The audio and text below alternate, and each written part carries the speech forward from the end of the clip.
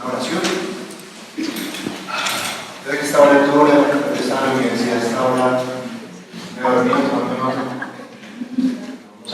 Vamos a entretenernos mucho acá y vamos a aprender mucho, y yo creo que es un tema que nos va a servir. Así que, Padre, te damos gracias, Señor, por este momento. Te damos gracias, Señor, por este lugar tan maravilloso que nos acoge. Te damos gracias, Señor, por toda esta organización y por la disposición que hay en nuestros corazones, Señor, para recibir lo que viene de ti, para utilizarlo, Señor, de acuerdo con tu voluntad, para servir a los demás, Señor, como tú nos has llamado a hacer. Así que ponemos esta charla en tus manos.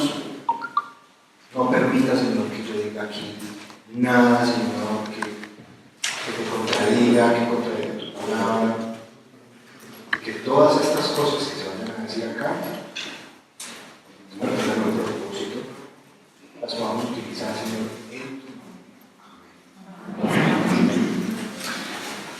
Bueno, vamos a hablar entonces aquí hoy acerca de la iglesia en los últimos tiempos.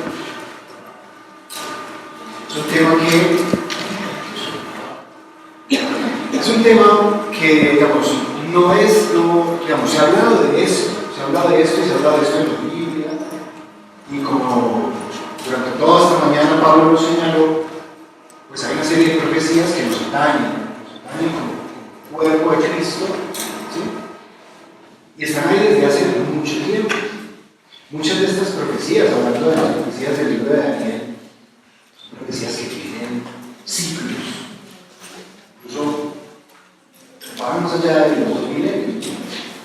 Y las profecías dichas, pues escritas por San Juan, en el último libro de la Biblia, el Apocalipsis, pues algunas de ellas, digamos, como decía Pablo ahora, se escribieron para las primeras comunidades cristianas, ¿cierto? Eran profecías que iban a tener un cumplimiento más o menos cercano cuando fueron escritas. Otras de esas fueron escritas para nosotros y para, digamos, las generaciones que vengan de nosotros. Y digo esto porque muchas de las señales mencionadas en la Biblia ya nosotros podemos empezar a verlas, ¿sí?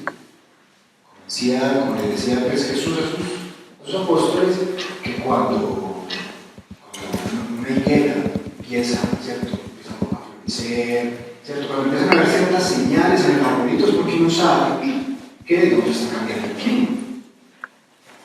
Entonces, hay varias señales en el panorama mundial, ¿cierto?, que nosotros podemos leer y nos pueden servir para nosotros, digamos, como empezar a prepararnos. Quiero hacer dos advertencias. La primera de ellas es muy de la mano de lo que está señalando Pablo ahora. Y es que por favor no tomemos nada de esto con terrorismo, con miedo, no. Ninguna de estas cosas de las que quiero hablar hoy es, digamos, las quiero decir acá como para producir zozobra, miedo de ningún tipo. ¿Sí? Estas son cosas que simplemente necesitamos saber, que necesitamos que otras personas también sepan, pero también tenemos que tener en cuenta siempre que tenemos un Dios que nos cuida, que tenemos un Dios que nos guía, ¿sí? Y que tenemos hermanos, que tenemos iglesia, que estamos juntos, ¿sí? La segunda advertencia que quiero señalar acá es que ninguna de las cosas que yo voy a mencionar acá son teorías de la conspiración. Todo esto usted lo puede comprobar, incluso pues algunas de las cosas que les voy a hablar, pues les puedo anotar, si las quieren buscar, quieren profundizar en eso. Nada de lo que está acá son teorías de la conspiración. Todo esto es conocimiento público. O sea, que con 2 o 3 búsquedas en Google ustedes pueden encontrar esto de lo que les estoy hablando. Entonces, simplemente es importante ser precavido, es importante anticiparse de algunas cosas que van a suceder, porque lo que sucede, pues, digamos, que hemos estado viendo, sobre todo a lo largo de este 2020, es que el mundo está cambiando muy rápido. Muy rápido. El mundo que nos tocó a nosotros, cuando éramos niños, cuando éramos adolescentes, ¿sí? Es un mundo que quedó hace 30 años atrás, pero que se siente como si estuviera por lo menos 3 veces más allá. El mundo está cambiando muy rápido y va a cambiar muy rápido dentro de los próximos 10 años. Mucho. ¿Sí? No solamente por los adelantos tecnológicos que vienen, sino también por las agendas políticas, económicas que se vienen. Todo se está precipitando muy rápido. Este año, pues, tuvimos, digamos, como la oportunidad de ver, digamos, como el desarrollo de una pandemia. Que sea, digamos, como la real, como la pinta o no, que si es un virus tan letal o no, que se puede crear artificialmente o no, eso es irrelevante. Es irrelevante porque a partir de lo que esta produjo, ¿cierto? A partir de los confinamientos a lo largo del mundo, se produjeron una serie de cambios y quedaron expuestas ciertas realidades, y a partir de eso es que muchas personas, muchas organizaciones, muchos gobiernos han, digamos, reaccionado, han tomado decisiones y están empezando a tomar decisiones. Entonces, ¿qué ha puesto en evidencia esta pandemia del COVID-19? Pues, en primer lugar, que todo está en crisis. Políticamente, el mundo está en crisis. O sea, no solamente nuestro país, todos los países. Usted se pone a ver las cosas de cerca, todos los procesos electorales de todos los países, dan cuenta de una profunda crisis económica, política, cultural, religiosa, social, etc. ¿Sí? Entonces, ¿qué ha sucedido? A mediados de este año tuvo lugar una reunión del Foro Económico Mundial. Entonces, ustedes han oído hablar de esta ONG. Es una ONG que, digamos, fue creada en Suiza, en la ciudad de Davos. No sé si llegan aquí.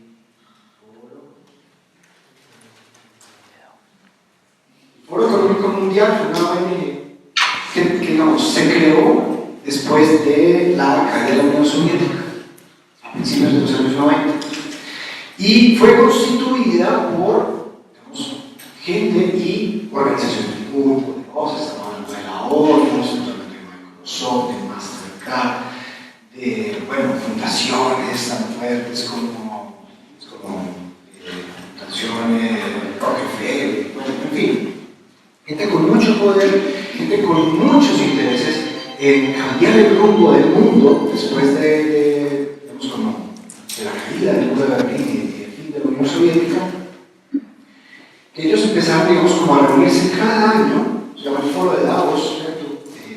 Y ellos lo que buscan es trazar, digamos, como el mapa de la manera en que los países van a empezar, digamos, como a moverse a lo largo de todos estos años. Ustedes pueden entrar a la página web del Foro Económico Mundial, ellos tienen un canal de YouTube, están en todas las redes sociales, y ustedes pueden ver qué es lo que ellos buscan hacer, qué es lo que ellos discuten, ¿cierto? A puerta cerrada. No es que estos sean los personajes que definan, digamos, como el rumbo del mundo, pero las personas muy poderosas que sí lo hacen, siempre estarán ahí observando, tomando decisiones, mirando qué se discute, etc. Entonces, a principios de junio de este año, ellos se reunieron y hablaron, digamos, como, bueno, tenemos una serie de problemas, ¿cierto? De desigualdad social, de problemas del medio ambiente, tenemos esta pandemia, ¿cierto? Tenemos problemas políticos por aquí, por allá, ¿cierto? Guerras por aquí, por allá. ¿Qué vamos a hacer? Entonces, lo que dijeron fue, bueno, este momento es como un punto de inflexión en la historia, tal vez el más definitivo de la historia humana hasta ahora, porque vamos a resetear esta vaina. Y a eso le llamaron llamaron así el gran reseteo. Vamos a empezar de cero otra vez. El último gran reseteo, el último gran punto de inflexión que tuvo lugar en nuestra historia fue después de la Segunda Guerra Mundial. Después de la Segunda Guerra Mundial, los países vencedores pues, se reunieron y dijeron, bueno, ¿qué vamos a hacer? Y digamos, trazaron los modelos económicos y políticos que digamos, los acompañaron a lo largo de todo el siglo XX y que en este momento están en absoluta crisis. ¿Sí? Entonces en este momento están otra vez sentándose las personas poderosas diciendo, bueno, ¿qué vamos a hacer? Y dijeron, bueno, tenemos la necesidad de empezar de nuevo, de resetearlo todo. Entonces vamos a cambiar las cosas desde el punto de vista político, vamos a cambiar las cosas desde el punto de vista económico, social, cultural, etc. Y ese foro es tan importante que hasta la misma Santa Sede del Vaticano, cuando se iban a reunir, también enviaron su mensaje de apoyo, nosotros estamos con ustedes, nos interesa participar de esas decisiones. Entonces, este año pues han estado sucediendo muchas cosas que podrían parecer como puntos de no retorno en nuestra historia. Porque la normalidad que nosotros conocimos ya no la vamos a volver a ver. O sea, la cantidad de conflictos que hay, la cantidad de revoluciones, de revueltas que hay, es tremenda. Esta pandemia, esto ya no tiene reversa, los efectos que esto va a producir en muchos niveles. Entonces esta gente dijo, bueno, ¿qué vamos a hacer? Y empezaron a, digamos, como a ofrecer una serie de soluciones. Ellos ya han venido trabajando desde hace mucho tiempo, ya han hablado, digamos, como de varios cambios que quieren producir, pero entonces dijeron, bueno, vamos sobre todo digamos, como a enfocarnos en el desarrollo de una cuarta revolución industrial, sobre todo, por un lado. Tenemos que, digamos, como desbaratar y volver a construir el modelo económico, ¿cierto?, que nos estaba rigiendo, porque según ellos, digamos, la libertad de empresa y esto que, digamos, como que desde la izquierda político-económica se conoce como el neoliberalismo, dicen es insostenible, teniendo en cuenta las condiciones medioambientales del mundo de hoy. Entonces dijeron, bueno, es hora de empezar a pensar en un futuro en donde no exista, por ejemplo, la propiedad privada, donde no sea ni siquiera necesaria, pero donde la gente viva muy feliz. ¿Sí? Entonces ponían pues como una serie planteaban ahí en la página, como una serie de pronósticos de cómo sería la vida en esa época, y es una vida en donde la gente no tiene que comprar nada porque todo lo puede alquilar, ¿cierto? No tienen que poseer nada, van a vivir muy felices con una tecnología de punta, etc. Entonces que el modelo económico lo tienen que replantear de todo. Y por otro lado, plantearon también la necesidad de, bueno, de acabar, digamos, como políticamente con lo que se conoce como la soberanía de los países para poder empezar a trabajar, digamos, como a explicar toda una agenda que cambie, digamos, como todo el panorama político. El Foro Económico Mundial va muy de la mano de, digamos, como de una postura ideológica conocida como globalismo.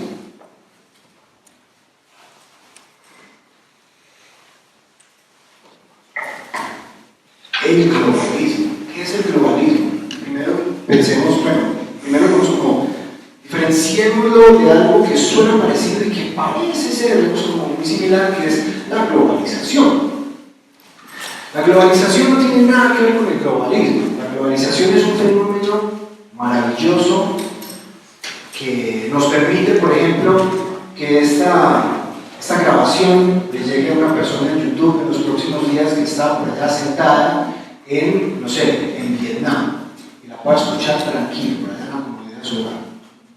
O que podamos estudiar por internet, o que, digamos, antes de esta pandemia pudiéramos viajar tanto y hacer tantas cosas, exportar, importar. Eso es globalización y eso es maravilloso. Y es una de las condiciones necesarias para, por ejemplo, para el despliegue de la iglesia en esta época y en su momento, en la época del cristianismo primitivo. El cristianismo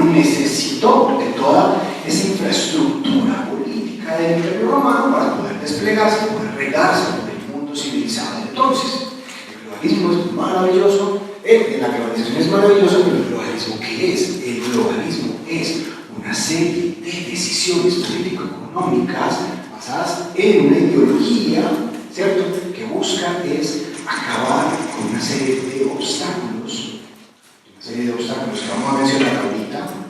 Obstáculos, pues podemos adelantar algo como la soberanía de los países, como las comunidades indígenas, religiosas, ¿cierto?, pues como ancladas en ciertos lugares, las familias, ciertas tradiciones y sobre todo ciertas religiones, para poder desplegarse y poder transformar el mundo. Eso es el globalismo. Entonces, este Foro Económico Mundial, digamos, como muy de la mano de la ONU, se ha propuesto hacer una serie de cambios de aquí al 2030. Es muy difícil, ¿cierto? Pues como que a pesar de todo el gran avantaje que esta gente tiene, porque no es solamente este foro, es el Banco de Pagos Internacional, la ONU, esta fundación por aquí, esta fundación por allá, mucha gente trabajando al mismo tiempo para lograr estas cosas. A pesar de este gran avantaje, pues nadie puede predecir el futuro y pues quién sabe si todas estas cosas que ellos quieren se van a cumplir de aquí al 2030, pero lo cierto es que muchas cosas van a empezar a pasar. Y lo vamos a ver a lo largo de esta década. Vamos a empezar a ver un montón de cambios. Entonces, este va a ser, como les decía ahorita, como el cambio de orden global y tal vez el más definitivo de todos, porque aquí lo que se está buscando es crear un nuevo paradigma, o sea, que empezaremos como a cambiar por completo el rumbo del mundo de una forma ya absolutamente irreversible. ¿Qué es paradigma? El paradigma es una palabra griega que significa ejemplo, pero que nosotros la podemos entender como mapa. A lo largo de la historia ha habido una serie de cambios de paradigma. Por ejemplo, antes de la Edad Media, el paradigma era, pues, digamos, como en torno al derecho al Imperio Romano, era como la civilización. Estamos empezando a crear la civilización. Cuando cayó el Imperio Romano y empezó, digamos, lo que nosotros conocemos como la Edad Media, el paradigma era Dios, ¿cierto?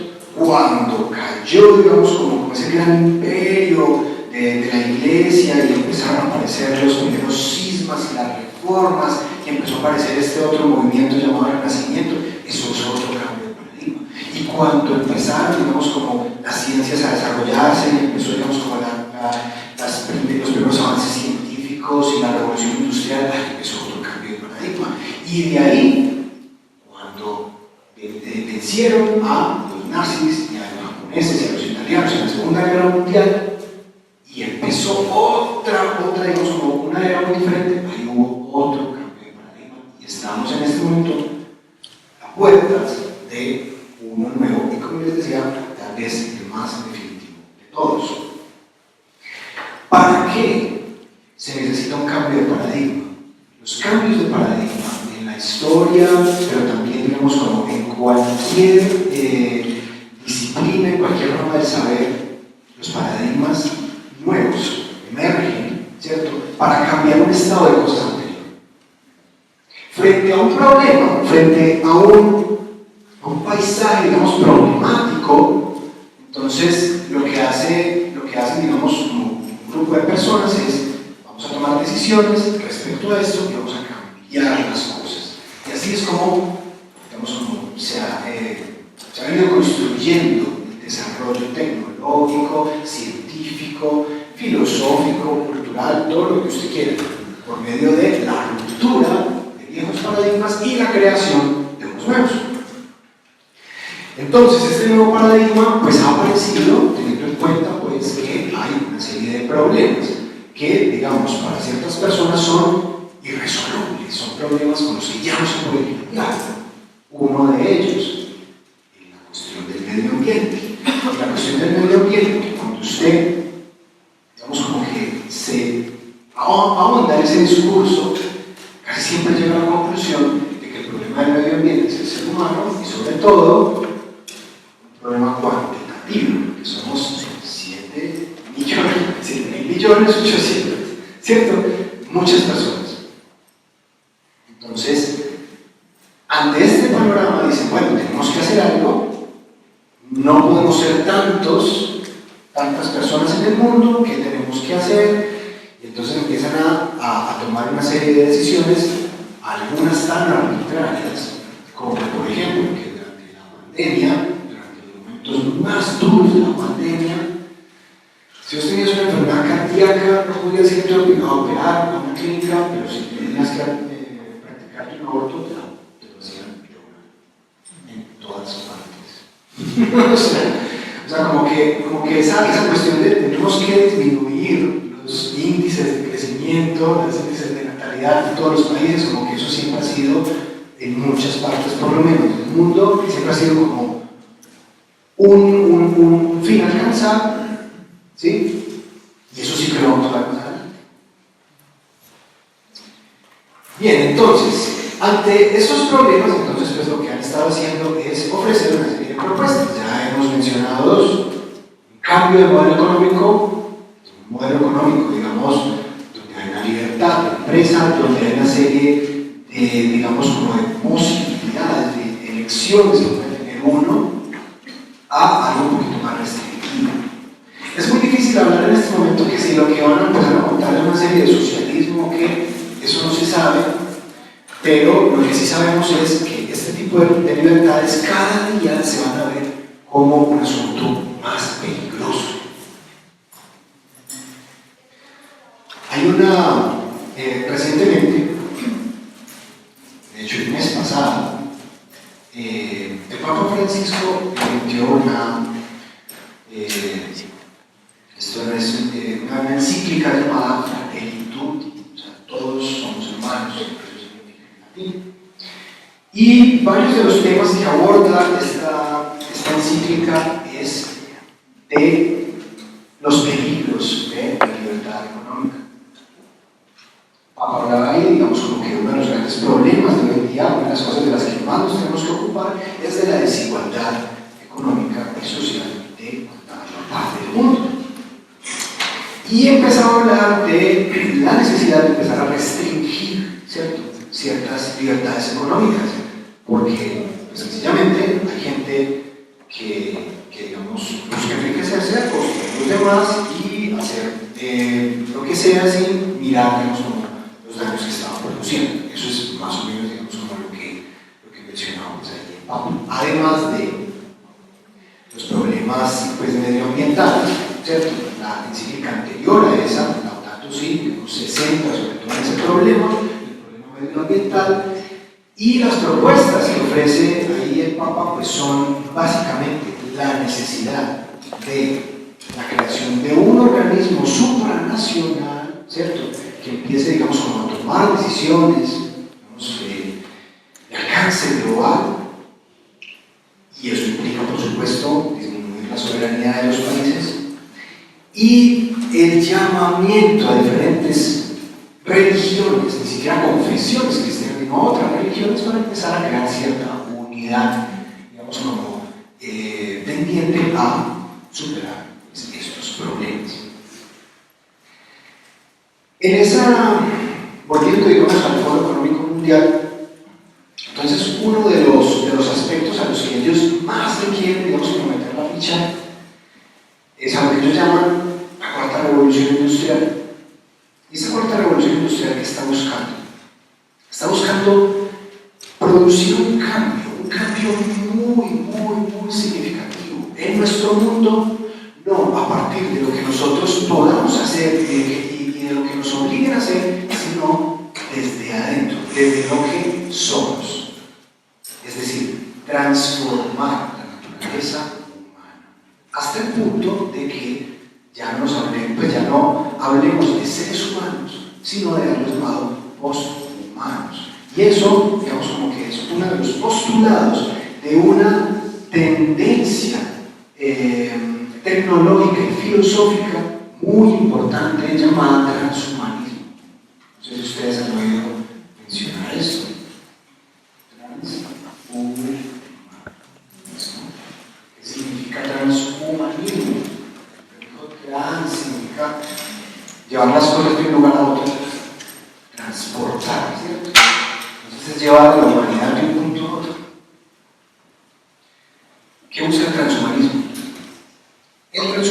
como movimiento, digamos, filosófico, al principio era una cosa como de ciencia ficción. Era como, bueno, ¿cómo podemos empezar a resolver algunos de nuestros problemas humanos? En principio, problemas médicos, ¿cierto? Gracias a la tecnología. Hombre, tuviste un accidente, se te dañaron las vértebras, no puedes volver a caminar. ¿Cómo podemos resolver eso para que tú tengas, no sé, ciertas modificaciones para que lo puedas hacer? Hombre, que ya no, que perdí la visión, ¿cómo puedes hacer para arreglar los nervios y poder ver otra vez? O, digamos, como cosas tan sencillas como que, bueno, un deportista quiere aumentar todo su rendimiento, entonces, ¿qué puede hacer para correr mucho más rápido? Empezar a jugar con la naturaleza humana, con nuestro cuerpo, con nuestra genética, para convertirnos en algo completamente alejado de lo que somos en este momento. Eso buscar el transhumanismo.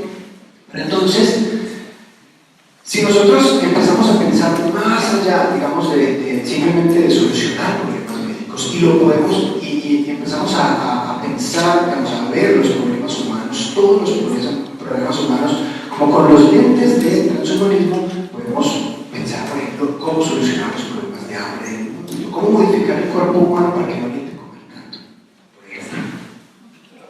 Cómo modificar el cuerpo humano para que, digamos, como que solamente se reproduzcan en una tasa de crecimiento, digamos, como muy equilibradita, o para que ya no haya problemas genéticos, ¿cierto?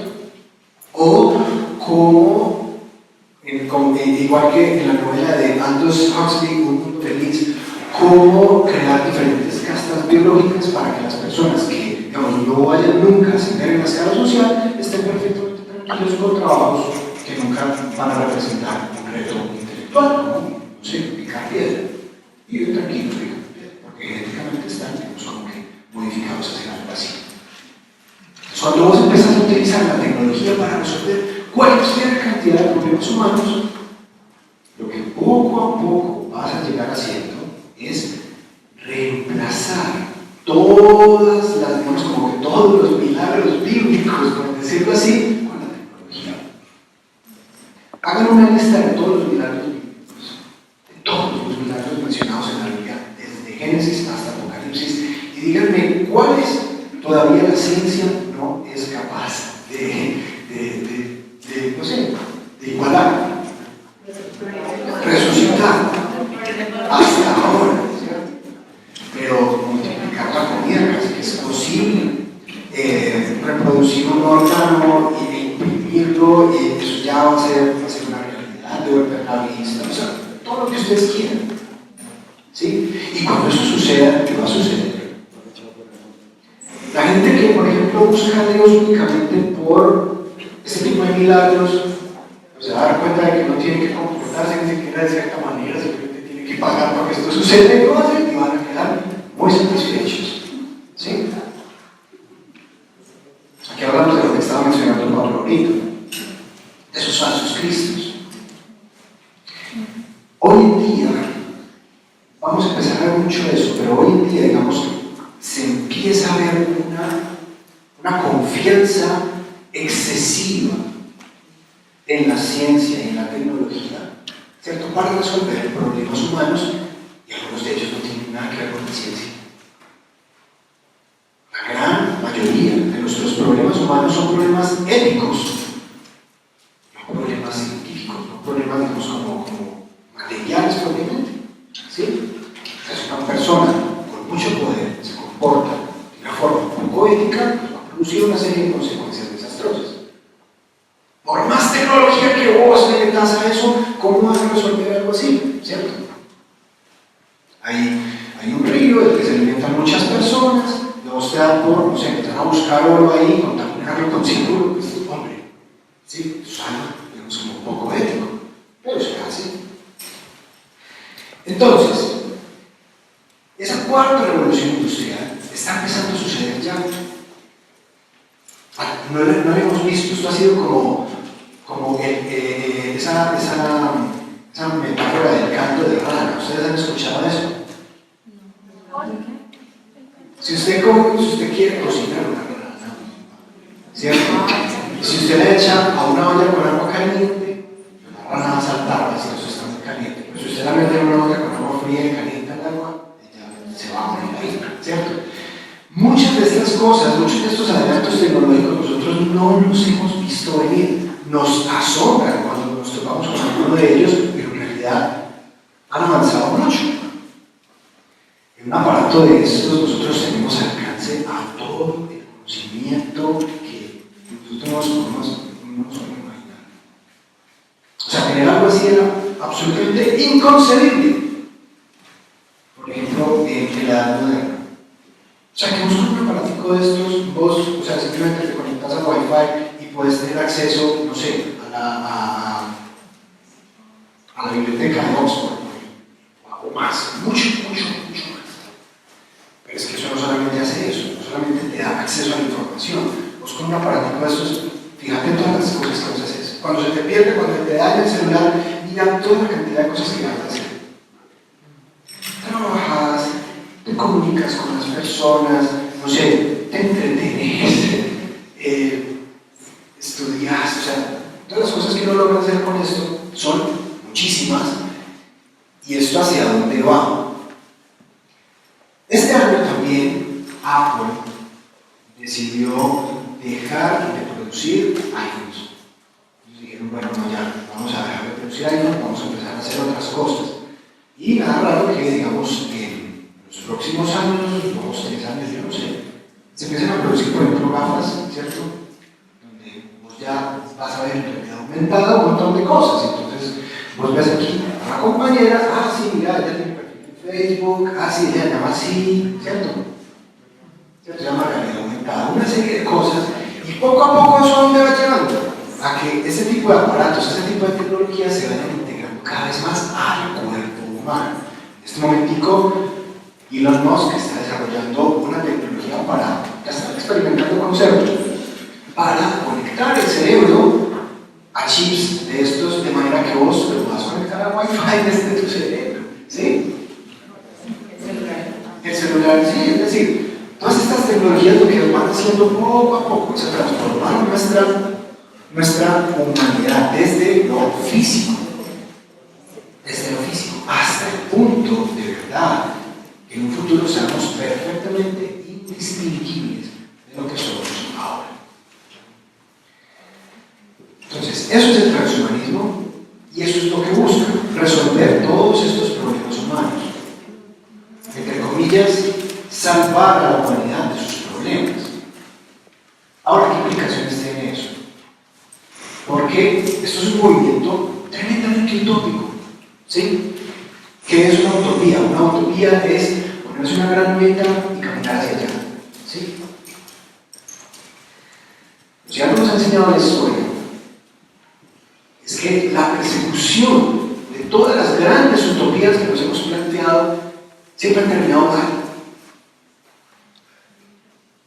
El ser humano siempre ha querido, desde que salió del paraíso, siempre ha querido volver a construir. Y siempre, como dicen los gringos, se disparaban el pie. De hecho, la palabra distopía es todo lo contrario a la utopía. Casi siempre las distopías, en las películas, en las novelas que nosotros leemos, lo que nos ayuda, digamos, como a deducir es que las utopías, cuando empiezan, pues sí, son muy optimistas, pero poco a poco terminan desembocando en completamente lo contrario a lo que plantearon en principio, ¿sí? Ese género maravilloso de la literatura y del cine llamado ciencia ficción nos habla mucho de eso. Ese es como el principal tema de la ciencia ficción, los peligros de confiar demasiado en la ciencia. El transhumanismo implica pues varias cosas, además de esa confianza exacerbada en la tecnología. El transhumanismo lo que hace es que, de plano, excluye a Dios de la ecuación. En el transhumanismo Dios no está por ninguna parte. El transhumanismo es la forma en que nosotros, los seres humanos, vamos a ocuparnos de nuestros problemas. Cuando uno lee, digamos, como los manifiestos del transhumanismo, lo que dice es, parten de la idea de que el ser humano es un ser producto de evolución y que nosotros podemos en este momento tomar las riendas de nuestra evolución y empezar a ir hacia donde nosotros queramos. Entonces, de plano se excluye esa idea de Dios de la ecuación. Se parte de esa idea, es que Dios es así. Somos indiferentes a eso. Y nosotros, por el contrario, vamos a ser dioses. Hay un texto muy interesante de un historiador israelí, Yuval Noah Harari, se llama así, de hombres a dioses. Es un bestseller que lo pueden encontrar muy fácil por ahí. Y ese hombre, digamos, como que habla de los problemas que esto puede llegar a producir en la humanidad. Uno de ellos pues también es como que estas cosas al principio no van a ser baratas, ¿cierto? Realmente pues va a haber personas que van a dejar de ser personas, van a ser otra cosa. El resto pues van a seguir siendo humanos, pero se van a crear como diferentes castas biológicas. Y bueno, y eso va a ser como un caos. En ese libro él habla un poquito de eso. Pero entonces, para un proyecto tan grande como este se necesitan dos cosas. Se necesita caminar como en dos pies. Carlos Marx, en El Capital, un gran utópico, por cierto, porque el proyecto socialista, el proyecto comunista también era una gran utopía, también era intentar construir un paraíso en la tierra. Él decía que para cualquier gran proyecto, o más bien, cualquier gran sistema que esté como en movimiento, necesita de una infraestructura, ¿cierto? Digamos, como un aparataje físico, palpable, que nos permita, digamos, como los medios físicos para llegar a un lugar, pero también una superestructura, un sistema de ideas que nos permitan, digamos, como guiar toda esa infraestructura en esa dirección. ¿Cuál es la superestructura y cuál es la infraestructura de un movimiento como este? La infraestructura es clara, o sea, es tecnologías, modificar el cuerpo humano, convertirlo en algo muy diferente, ¿sí? ¿Cuál es la superestructura? ¿Cuáles son las ideas? En estas ideas, entonces, lo que se dice es, pues no, nosotros los seres humanos vamos a ser dioses, nosotros los seres humanos vamos a encargarnos de nuestra propia evolución, pero en esta ideología, o sea, digamos como que nosotros también vemos la necesidad, digan ellos, de destruir todos los obstáculos que que se interpongan en este camino. Todas las grandes utopías, todos los grandes movimientos revolucionarios a lo largo de la historia se han tenido que ver enfrentados a unos obstáculos que hay que destruir. Siempre. ¿Queremos ir hasta allá? Bueno, ¿qué no nos deja ir hasta allá? Esto, listo, tenemos que ver cómo nos sacamos del paso. ¿No? Y es cuando entra la iglesia. Todos los imperios al expandirse siempre tienen que observar qué es lo que no los deja expandirse. ¿Qué es un imperio como tal? Un imperio es un sistema político, económico que empieza a crecer y a crecer y a crecer y a crecer, ¿cierto? Todos los imperios, el imperio chino, el imperio francés, el imperio mongol, todos los imperios han crecido así. Estamos aquí chiquitos, ¿por qué no crecemos hasta allá? Pues crezcamos, aquí no hay que levantar más, a este man, y así van, hasta que les den. Hasta les ya está ahí, listo. Así se mantiene. Eso es un imperio, lo que vamos a ver, es un imperio. Lo que pasa es que no necesariamente va a ser un imperio físico. Va a ser un imperio un poquito más nebuloso. Cuando me decía un amigo que alcanzó, un amigo de otro país que alcanzó a vivir, digamos, en la época soviética, él me decía que lo que le contaban sus abuelos cuando se desató la revolución rusa y entraron los soviéticos a invadir su país, una de las primeras cosas que hacían las autoridades soviéticas era destruir la cultura del país, destruir las tradiciones del país, destruir las religiones del país. Y que ellos llegaban, digamos, y quemaban muchos documentos históricos y le empezaban a decir a la gente, bueno, la historia suya va a empezar desde a partir de este momento. Todo lo que estaba hacia atrás, todo eso era oscurantismo. De ahí para arriba es la luz. Y la gente creció así. Todo aquel que te dicte, que te diga qué es verdad y qué no, es algo que tiene un gran poder sobre ti. En nuestro caso, nosotros le estamos, digamos, como que estamos sometiéndonos al poder de Dios, que es un poder que nos dice que es real y que no. Pero todo aquel que se tome ese atributo es alguien que tiene una gran aspiración de poder sobre vos. Entonces ese imperio va a empezar a hacer eso y está empezando a hacerlo. Porque uno de los grandes obstáculos para, digamos, como para expandirse, además de las tradiciones familiares, es la iglesia. Cuando me refiero a la iglesia, me refiero a los cristianos bíblicos. Cuando hablo de cristianos bíblicos, estoy hablando de varias denominaciones, de cristianos que están fundamentados en principios inamovibles de la Biblia. En contraposición a cristianos tradicionales, cristianos que crecieron en un ambiente católico, o ortodoxo, anglicano, o luterano, o lo que sea, que simplemente se identifican como tales porque tradicionalmente han pertenecido a esa iglesia y tal, pero que en estricto sentido, digamos, como que no se comportan, no viven una experiencia cristiana.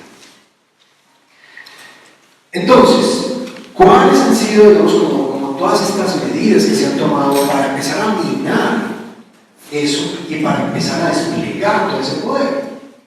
Pues en este momento estamos viendo que hay unas grandes corrientes ideológicas que lo que buscan es deconstruir todos estos obstáculos. La soberanía de los países, sí. Las familias, sí. Las religiones, también. Y eso está hecho con el propósito exclusivo de destruirlo todo para volverlo a armar. Entonces, hay una superestructura, una serie de ideas que se tienen que desplegar primero para poder llevar todo un aparataje físico que nos lleve a ese punto que estamos buscando como seres humanos, según estas personas, insisto. Cuando uno lee la Biblia, sobre todo en el capítulo 13 del Apocalipsis, ahí nos empieza a hablar el apóstol Juan acerca de una gran bestia. El Apocalipsis tiene un problema, y es que a veces es muy ambiguo y esto da lugar a una serie de interpretaciones, muchas interpretaciones. Entonces mucha gente identificaba a la gran bestia como, digamos, como un personaje o, pues no sé, como un emperador o algo. Pero si uno, digamos, hace una lectura pues, como en contexto acerca de qué es esto de la gran bestia, uno también puede entenderla como un gran complejo, como un sistema. Como un sistema muy, digamos, como un entramado, pues bastante difícil, digamos, como de especificar en una sola persona. Cuando hablan de la gran bestia en el Apocalipsis también nos hablan de dos cosas. Y una de ellas es lo que se llama la marca de la bestia. Y nos dice el apóstol Juan que al que tenga un entendimiento en este punto entienda que esto es un número de hombre, nos dice que es el 666. Resulta que la Biblia tiene una numerología. ¿Sí? Y en la Biblia los números entonces tienen unos significados. Y si en la Biblia el número 7 tiene que ver con lo sagrado, con lo completo, con Dios, el número 6 es el ser humano, que fue creado el día sexto y que le falta un número para ser completo. Y en la Biblia también vemos que la repetición de dos elementos, ¿cierto? Una sola frase, como decía Jesús, por ejemplo, en verdad os digo. La repetición es un gran énfasis. Y solamente en la Biblia hay dos repeticiones, digamos, como triples. Una es cuando los serafines están adorando a Dios y le dicen santo, santo, santo. Y la otra es en el Apocalipsis, en el capítulo 13, cuando nos hablan del número de la bestia, nos dicen 6 se dice 6, que significa hombre, hombre, hombre. Es decir, un hombre exaltado como Dios. ¿Sí? No es que nos van a tatuar aquí, en mano derecha, eres 6, que nos van a ir al infierno por eso, ¿no? Mucha película de terror. Y que nos van a implantar chip y no sé qué cosas. Pues el chip ya lo llevamos en el bolsillo. Hay lugares que usted puede comprar con efectivo, para el celular. En Japón usted se va a cualquier supermercado y se paga con el celular. Y eso va a crecer. Que esa marca de la bestia sea un chip, que sea un poder, que sea que eso sí es igual. Lo importante es lo que nos dice acerca de esa marca de la bestia, que es algo que se lleva en la mano y en la frente. ¿Y qué quiere decir eso? Es algo que está presente en el actuar y en el pensar. ¿Sí? Es cuando toda esta ideología se incorpora en nosotros y nos transforma en algo muy diferente a lo que Dios quiere de nosotros. Pues no, Dios no va a condenarte al lago de fuego porque te pusiste una política ahí y acá. No. Dios condena es cuando hay acciones y consecuencias, ¿cierto? Entonces, la cosa quizás va por ahí. Porque es que, ¿qué sucede? Nosotros somos un obstáculo para el poder, para ese poder que crece. Les voy a dar un ejemplo. Voy a hacer un ejemplo, vamos como muy chiquito, pero es un buen ejemplo. El año pasado, en abril, en Bogotá, se celebró un congreso gigante de ideología de género, llamado el segundo encuentro de ciudades UCCI aliadas, ¿cierto? Que era básicamente pues, como un gran congreso para hablar acerca del despliegue de esta ideología de género en América Latina y pensar cuáles han sido los problemas y cuáles son las soluciones, ¿cierto? Para esos problemas. Y llegaron a 3 grandes conclusiones. La primera, ¿cuál fue? Que toda esta agenda no se ha podido desarrollar. O sea, que nosotros lo vemos tremendamente, o sea, vemos un mundo muy diferente al que nos tocó. Pues estamos muy lejos de ser como, no sé, un país como Austria o como Alemania o como Suecia, ¿cierto? O sea, en donde esta ideología ha tenido un desarrollo mucho más avanzado. Aquí en Latinoamérica, decían estas personas, esa agenda está muy quedada. Esa fue la primera conclusión. La segunda conclusión a la que llegaron es todavía más sorprendente. Que el gran problema para que estas ideologías se desarrollen son los cristianos evangélicos. Ojo, no dijeron los cristianos católicos, dijeron los cristianos evangélicos. Y lo dijeron por lo siguiente. Es porque, a pesar de que en la Iglesia Católica hay diferentes sectores, sectores opuestos en ciertas opiniones, la Iglesia Católica tiene una jerarquía y con la Iglesia Católica se puede negociar.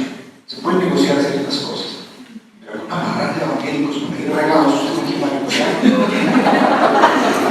¿Usted cómo va a agruparlos? ¿Usted cómo va a...? ¿Cuál cabeza va a buscar ahí? ¿Qué cabeza puede luchar? Un montón de garajes por todas partes. ¿Sí, entonces, y que hay gente que, es decir, o sea, gente que se organizaba para votar en contra de ciertos proyectos, ¿cierto? Entonces, llegaron a esa conclusión. Y llegaron a una tercera conclusión, que había que infiltrarlos y empezar a inyectar todo esto ahí, y eso ya lo han empezado a hacer. Existen corrientes teológicas bastante liberales que buscan socavar esas cosas que hacen que el cristianismo bíblico sea lo que es. Por ejemplo, la resurrección de Cristo. Por ejemplo, el perdón de los pecados. ¿Cierto? Cuando usted quita eso de la Biblia, pues la Biblia cae sola. Yo le decía a un amigo antes en la universidad que se ponía a buscar las contradicciones de la Biblia. Es que usted mira esto, Dios es mal. Hermano, quite esa cuestión de la resurrección de Cristo. ¿Usted cree que no resucitó? No, bueno, pues ya, hay que tirar a la basura, hermano. Eso, sea práctico. ¿Por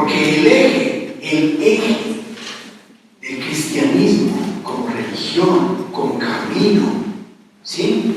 Es la resurrección, es la salvación y la resurrección. Quite eso de la ecuación y usted lo que tiene ahí es una cosa más aquí, una cosa más, un cuento más. Esto es la única religión de todas las que existen y han existido que hablan de eso. El problema grave que es el pecado, de una muerte en vida que llevamos los seres humanos, de una salvación y de una posterior resurrección. Es la única que habla de eso, ¿sí? Y es la única que mezcla, digamos, como un código ético con una sobrenaturalidad. Entonces eso el cristianismo se ve como un problema y se va a seguir viendo como un problema. Las otras cuestiones, las familias, las identidades culturales, la soberanía de varios países, pues son cosas que ya se han empezado a destruir y que se van a destruir. Pero sobre todo esta cuestión de los cristianos bíblicos. En el caso de Chile, yo no sé si ustedes han estado atentos en las noticias, pero hace poco hubo un gran voto, ¿cierto? Se logró el apruebo para cambiar la constitución política de Chile. Eso pasó muy inadvertido por ahí, pero eso tiene una relevancia tremenda, porque eso es algo que empieza a pasar en muchas partes de nuestra región, de América Latina. Y es que, ¿qué buscaba eso? O sea, esta cuestión de Chile empezó el año pasado con una serie de revueltas, supuestamente a partir de un incremento en el transporte público, pero eso va mucho más allá, que desembocó en un plebiscito para cambiar la Constitución y para empezar a hacer un montón de cosas, sobre todo partiendo de la idea equivocada de que esa era una Constitución, la Constitución que estaba desde la época de Pinochet. En realidad es una serie de reformas constitucionales que ya no tenían nada que ver con lo que era planteado Pinochet, pero es una Constitución bastante progresista, es una Constitución que va a cambiar por completo, digamos, como la realidad política, económica y cultural de Chile. Y mientras estaban, digamos, como protestando y presionando para hacer todo este plebiscito, ¿qué ocurría en la calle? Una serie de revueltas como nunca antes se habían visto en Chile. Y una de las cosas que más se veían, además de, digamos, como de derribar monumentos y pintar monumentos, era la quema de las iglesias. Ojo, se quemaban iglesias católicas, se quemaban iglesias evangélicas, se quemaba todo aquello que se veía como un enemigo de, digamos, como de toda esta ideología. ¿Para qué quemar una iglesia si uno no crees en ella?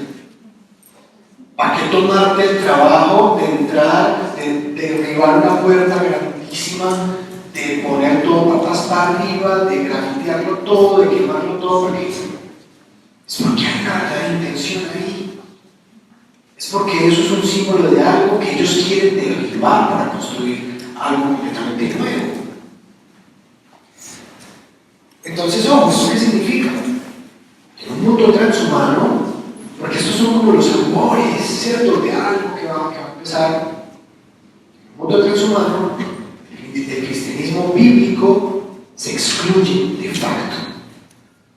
Nosotros no participaríamos de ese sistema. Porque si para participar de un sistema económico vos tenés que, digamos, como que renunciar a todas tus creencias para poder, digamos, ser parte del Estado, para poder, no sé, trabajar, poder mercar, poder hacer lo que sea, pues sencillamente si no participas de toda esta revolución tecnológica en tu cuerpo, pues sencillamente no estás ahí. Yo me acuerdo cuando empezaron a aparecer los smartphones, yo tenía un aparato que ni siquiera tenía SIM card y todos mis amigos tenían WhatsApp. Yo le dije más que se hicieron. WhatsApp. ¿Cierto? Yo le digo que lo tenía. Tiene que llamar a alguien. Mire, decirle a alguien, por favor, que acá lo vemos. ¿Sí? Hasta que me lo dijo el enemigo, ¿no? Si vos no participas del sistema, el sistema te excluye, ¿sí? Y te van a empezar a ver como un enemigo. Entonces, en ese mundo transhumano, pues sencillamente nosotros no estamos por ningún lado y nos van a ver como una molestia. Y no solamente nos van a ver como una molestia, sino que nos van a ver como una amenaza. ¿Sí? No sabemos exactamente cómo, pero la Biblia ya nos ha mencionado que nosotros vamos a ser perseguidos. ¿Sí? No vamos a ser queridos. En este momento ya no lo somos. Vaya por la calle y empieza a predicar. Háblele a sus amigos acerca de Dios y le da una reacción a ti. Empieza a hablar en instituciones públicas acerca del cristianismo y verá cómo lo callan de una. Eso indica que hay una tutela en curso porque la gobernación, no sé si de Antioquia, no sé de dónde es, tiene un crucifijo ahí, entonces le pusieron una tutela del crucifijo. ¿Sí? O sea, la cosa ya va muy en serio. Y hay países en donde, como decía Pablo, o sea, vos, por ejemplo, si sos judío, no puedes ir al colegio, no puedes ir al trabajo, no puedes ir a ciertas partes. Sí, por ejemplo, tenés una equipa. Y lo mismo con el cristianismo. ¿Sí?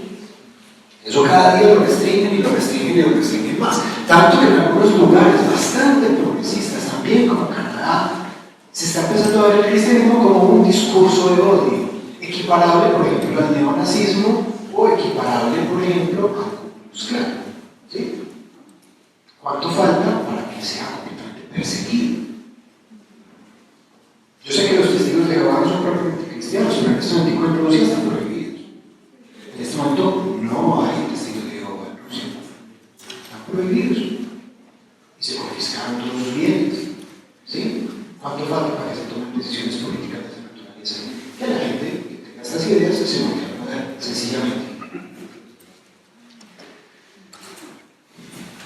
Entonces, ahorita estaba hablando Pablo acerca de esa bestia, ¿cierto? Puede ser vista como un sistema, en realidad. Un sistema que modifica todo nuestro ser, pero también nuestro pensar y nuestro hacer. Pablo también hablaba ahorita de unos enemigos de la bestia, ¿cierto? Uno lee ahí en el Apocalipsis, en la guerra de Armagedón, que hay una bestia y hay unos enemigos, pero que esos enemigos no tienen nada que ver con Dios. ¿Por qué? Bueno, resulta que acontece que en este mundo hay muchos poderes en juego. Nosotros lo vemos, por ejemplo, en estas elecciones de Estados Unidos. Esos dos candidatos son la representación de dos poderes completamente diferentes. Y unos son globalistas y unos son patriotas. Patriotas, digamos, como de la vieja escuela, digamos así. Pero ninguno de los dos necesariamente son, del pueblo de Dios. Cada día vamos a ver más esta división, porque cada día vamos a ver más esta lucha de poderes. Y nosotros tenemos que entender una cosa. Cuando nos metemos de lleno en este camino de Dios, cuando nos metemos de lleno en esta experiencia cristiana, nosotros podemos estar de acuerdo con algunos puntos de lo que llamamos izquierda y de lo que llamamos derecha. Uno podría estar de acuerdo con algunas cosas, pero nosotros ya no hacemos parte de eso. Porque los objetivos, digamos, como el camino, el paradigma, nosotros como pueblo de Dios, es muy diferente al de estas manifestaciones políticas. ¿Cuál es el gran problema que nos plantea la Biblia? ¿Cuál es el gran problema que nos lleva a nosotros a buscar a Dios? Algo que no funciona en el ser humano. Que por más que nos esforcemos como humanidad para resolver nuestros problemas y para construir el paraíso en la tierra, siempre terminamos en el punto de partida o peor. Hay algo malo en el ser humano y nos dice la Biblia, es nuestra propia naturaleza caída. Y la solución a ese problema ya está planteada, ¿cierto? Y es la salvación, es lo único, digamos, que puede, digamos, resolver ese asunto, pero no con miras a cambiar al mundo. De antemano la Biblia nos dice, el mundo no tiene la más mínima esperanza. Nosotros no venimos acá a cambiar al mundo, nosotros no venimos acá a construir un paraíso, nosotros venimos acá a aprender cosas, a hacer luz, a hacer sal, pero que nuestro hogar, nuestro camino, nuestra recompensa está en otro lado. ¿Sí? Entonces, si nosotros nos metemos de lleno en una ideología política, pues sencillamente eso lo que va a hacer es desviarnos de nuestra idea principal. ¿Sí? Y empezar a trabajar por exacerbado o por un globalismo exacerbado, lo único que va a hacer es hacernos olvidar de nuestro norte. ¿Cuál es? Es la salvación. ¿Qué es lo que busca el cristianismo? ¿Qué hace que el cristianismo sea lo que es?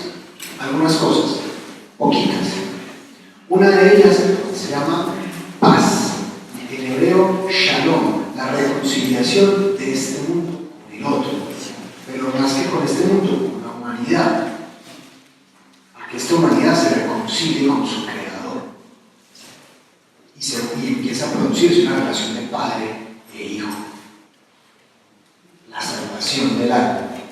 Eso es lo que busca el cristianismo. Quite eso de la ecuación, usted ya dejó de hablar de cristianismo y usted empezó a hablar de una filosofía muy bonita de pronto.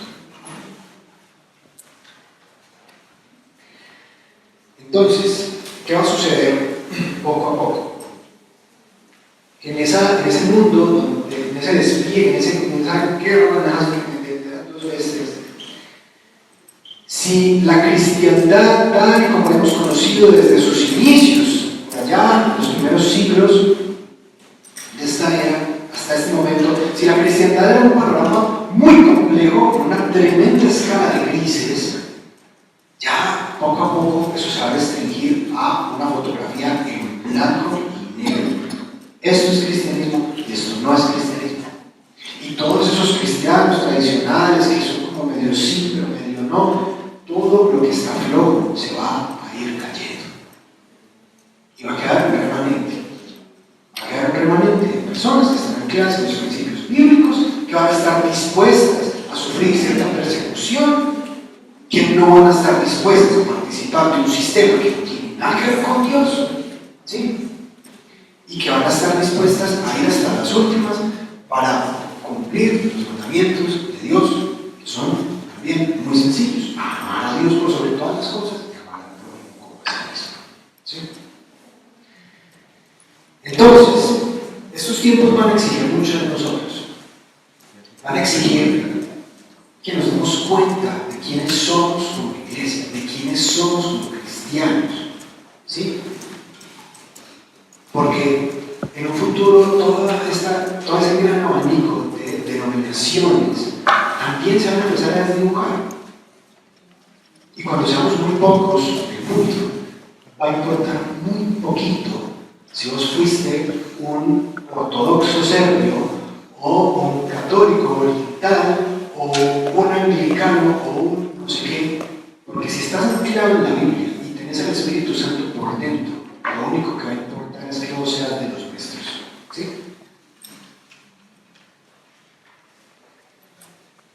Hay unos mínimos entonces que tiene el cristianismo y esos mínimos nos van a ayudar a identificarlos.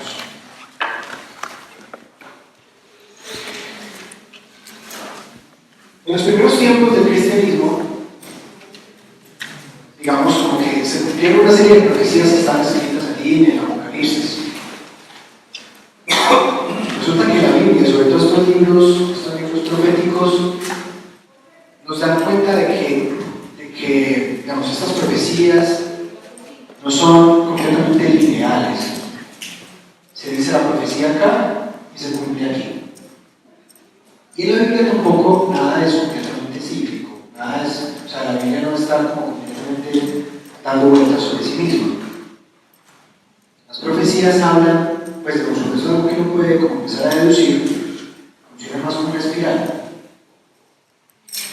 Y digamos que acá se dijeron unas profecías, y por acá en otro momento de la historia muy parecido, esas profecías también vuelven a tener vigencia. Y por acá otra vez.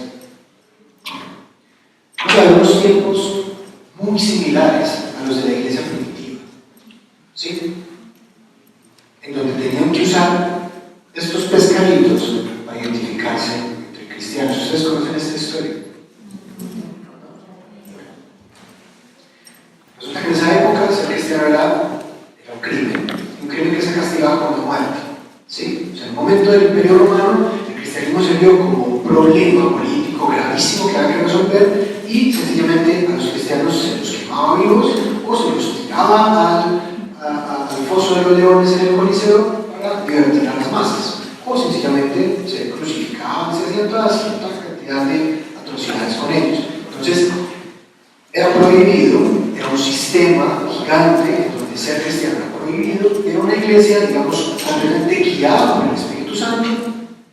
Y para identificarse entre cristianos, cuando dos personas entraban en una conversación, uno en el suelo pintaba una rayita así, y si el otro en el suelo pintaba una rayita así, un pescadito, esa era como la contraseña para saber, está mal de lo mismo. El ictus, en griego pez, era la manera en que tenían los cristianos para identificarse, ¿cierto? Como que, este man es cristiano, esta man es cristiano, somos hermanos. ¿Cuál va a ser el ictus de aquí en adelante? Nosotros ya vamos a empezar a ver que Dios no nos va a dejar solos y vamos a empezar a identificar quiénes son parte del cuerpo de Cristo y quiénes no. Porque en un mundo hiperconectado con todas estas nuevas tecnologías, si el cristianismo llega a prohibirse, y creemos que puede suceder, ¿cómo nos vamos a poder reunir? ¿Cómo nos vamos a poder ver? ¿Cómo nos vamos a poder identificar? Si no es con el poder de algo que va más allá de cualquier tecnología que puedan imaginar. ¿Sí? Dios nunca nos pone una prueba que nosotros no somos capaces de sortear. Y si Dios nos tiene aquí, si Dios nos tiene viviendo esta época, es porque a Él le pareció bien. Y quizás nosotros también estar acá viviendo eso. Así que no vamos a tener miedo. Si Dios quiere que nosotros estemos viviendo acá, es porque nos va a dar las herramientas para que el cuerpo de Cristo siga funcionando. ¿Sí? Porque ojo con esto. Todas las pruebas, las grandes pruebas que vos puedas tener, vos individualmente considerando. Todas las pruebas con las que te vas a enfrentar a lo largo de tu vida se resumen en lo siguiente, se restringen a esta decisión: ¿amo o no amo? No se restringen a ¿voy a tener plata? ¿Voy a poder comer? ¿Me van a matar o no? Dios cuida de vos. Dios cuida de vos, Dios te provee, Dios te da todo eso. Dios te pide siempre: ¿amas o no amas? ¿Me crees que también es parte del amor a Dios o no? ¿Sí? Ese siempre es el dilema. ¿O amo o no? Así que en los tiempos que vienen, no se preocupen, como decía Jesús, por qué se van a poner, qué plática van a tener, qué comidita van a tener, cómo van a tener estos muchachitos. Ahí hay un Dios que todo lo suple. ¿Sí? Buscar primero que todo el reino de Dios es justicia, que todas las cosas, o sea, todas las necesidades llegarán por añadido. Eso sí, usted siempre va a estar, mientras usted esté vivo, mientras le esté latiendo el mango, usted siempre va a tener esta decisión todos los días de su vida: ¿amo o no? Y se lo voy a asegurar acá. El juicio final, el juicio en el que, digamos, como que usted va a estar ahí frente a Dios después de estar muerto, es un juicio de amor. ¿Usted amó o no amó? ¿Sí? Es básicamente eso. Entonces, la cuestión es la siguiente: la iglesia se va a transformar a la par que el mundo y la vida. Y Dios, que es la cabeza de la iglesia, Jesús, que es la cabeza de la iglesia, no nos va a dejar solos. Esa no va a ser nuestra gran preocupación. Nuestra gran preocupación va a seguir siendo la misma: amamos o no amamos. ¿Cuál es el opuesto, el antípoda del amor? Lo dice por allá Juan en una de sus cartas. El miedo. No es el odio, es el miedo. Detrás de todos los pecados, detrás de todas las atrocidades, detrás de todos los crímenes,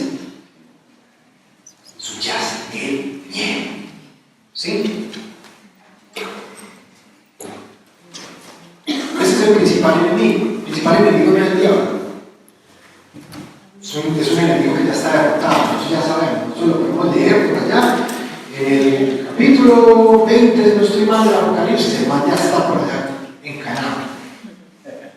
Ya, no tiene nada que hacer. Hace pataditas de agua. Ese no es nuestro enemigo. Nuestro gran enemigo no es ese, a pesar de que él quiere todo nuestro mal y nos desea todo el mal posible. El principal enemigo del ser humano es el miedo y lo que este produce. Hay dos palabras que hay que decir en torno al miedo acá. Con eso podemos ir cerrando, y si quieren pues podemos empezar pues como alguna conversación aquí, algunas preguntas, algún diálogo pues, que tengamos.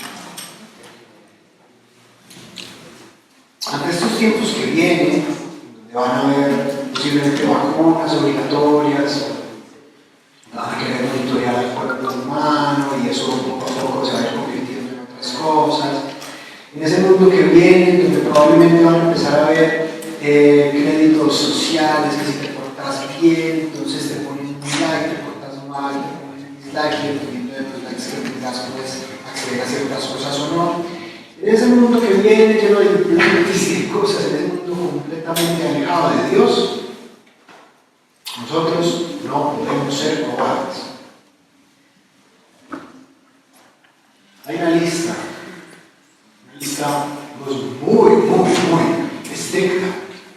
En el libro del Apocalipsis, ya para terminar el libro, en el capítulo 21, el verso 8, es una lista de las personas que se van para el infierno. ¿Y la encabeza quién? Los cobardes.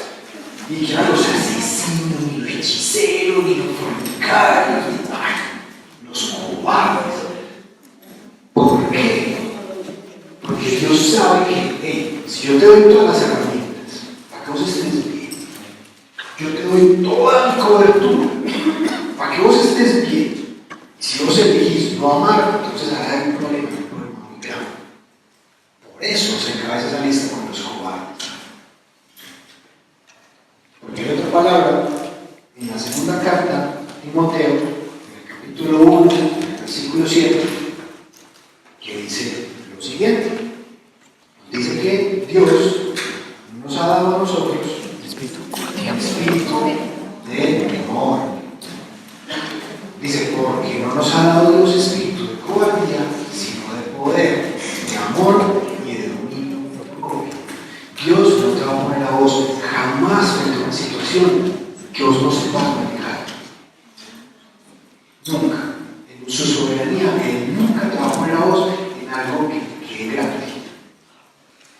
Y en todas las situaciones donde te ponga, siempre el dilema va a ser el mismo: amas o no amas. Punto. Pónganse a ver la vida de todos los personajes bíblicos y se resume en eso. ¿Confían en Dios o no? ¿Se dejan llevar por su concupiscencia o no? ¿Se sacrifican por sus amigos o no? Empezando por el mismo Jesús. El man sabía lo que se le venía. Ya suda sangre. Ay, Dios mío, si puedes quitarme esta. No